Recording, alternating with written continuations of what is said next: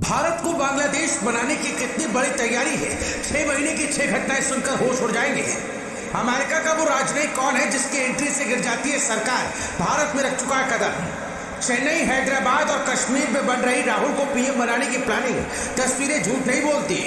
हिंदुस्तान को बांग्लादेश बनाने की तैयारी है। ये बातें हवा में अगर लगती है तो कुछ सबूत देखिए। 7 सबूतों में हिंदुस्तान की सियासत में आने वाले बदलाव की पूरी कहानी छिपी है और इन सबूतों का एक दूसरे से कनेक्शन कैसा है वो आपको समझाए उससे पहले राहुल गांधी का ये बयान सुन लीजिए, जो बात बात पर आजकल कहने लगे देश को नया पीएम मिल जाएगा। नहीं जा सकता है, ना जाति जनगणना रुकेगा, ना सोशो इकोनॉमिक सर्वे रुकेगा, ना इंस्टीट्यूशनल सर्वे रुकेगा, ना 50% का बैरियर। ये 3 सारे के सारे उड़े क्योंकि हिंदुस्तान की जनता ने ये मन बना लिया है, ऑर्डर आ गया है, जनता से ऑर्डर आ गया है। अब आपको प्रधानमंत्री जी को ये बात एक्सेप्ट कर देनी चाहिए और ऑर्डर लागू कर देना चाहिए, और अगर नहीं करेंगे तो फिर दूसरे प्रधानमंत्री करेंगे। अब राहुल किस कॉन्फिडेंस से ये बात कह रहे हैं उसे समझना बेहद जरूरी है।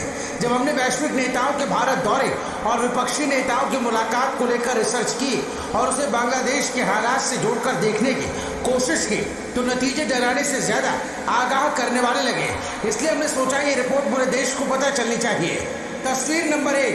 हाल ही में अमेरिकी राजनयिकों ने जम्मू कश्मीर के पूर्व सीएम उमर अब्दुल्ला से श्रीनगर में मुलाकात की। एक पूर्व सीएम से अमेरिका क्यों मिल रहा है। तस्वीर नंबर 2।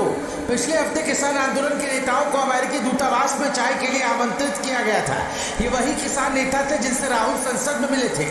तस्वीर नंबर 3। करीब 2 हफ्ते पहले एक अमेरिकी महावाणिज्य दूत ने असदुद्दीन ओवैसी से मुलाकात की थी। विपक्षी नेता ओवैसी से मुलाकात का क्या मकसद था। तस्वीर नंबर 4। 1 महीने पहले कमला हैरिस ने राहुल गांधी से कॉल पर बात की थी।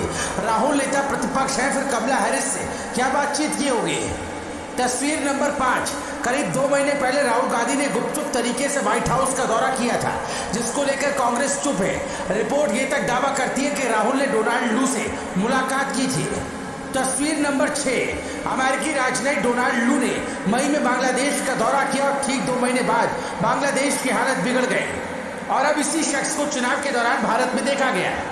मई 2024 में वो भारत दौरे पर आकर बाकी राजनयिक की तरह दिल्ली नहीं जाते बल्कि चेन्नई जाते हैं। वहाँ क्या मीटिंग होती है कोई नहीं जानता, लेकिन उसी दौरान वहाँ के एक नेता ने तमिलनाडु को अलग देश बनाने की मांग कर डाली थी।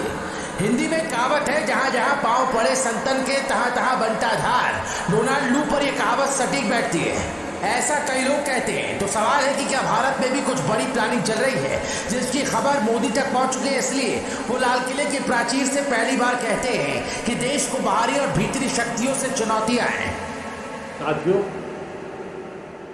चुनौतियां हैं, अनगिनत चुनौतियां भीतर भी है, चुनौतियां बाहर भी।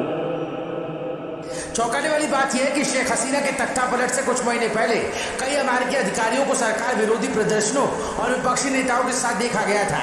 अब भारत में भी कुछ ऐसा ही हो रहा है। क्या अमेरिका बांग्लादेश की तरह ही भारत में भी सत्ता परिवर्तन करने की बेताब योजना बना रहा है और उसमें भारत का विपक्ष शामिल है।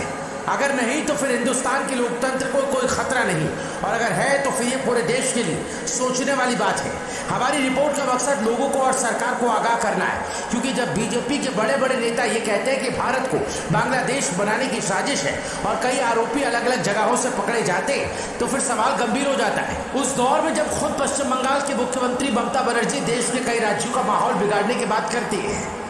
মনে রাখবেন, বাংলায় যদি আগুন লাগান আসামও থেমে থাকবে না, নর্থ ইস্টও থেমে থাকবে না, उत्तर प्रदेशও থেমে থাকবে না।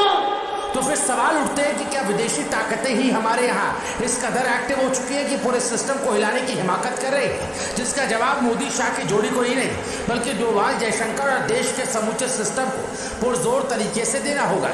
शायद यही वजह है कि आपने बीते दिनों में ये देखा होगा कि प्रधानमंत्री नरेंद्र मोदी देश की सियासत से ज्यादा विदेश की सियासत में दिलचस्पी ले रहे हैं। शायद उनका मकसद यह है कि जो ताकतें हमारे यहाँ एक्टिव होने की फिराक में उनकी कमजोर नसों को दबाया जाए, ताकि उन्हें समझ आए कि भारत कोई बांग्लादेश या पाकिस्तान नहीं।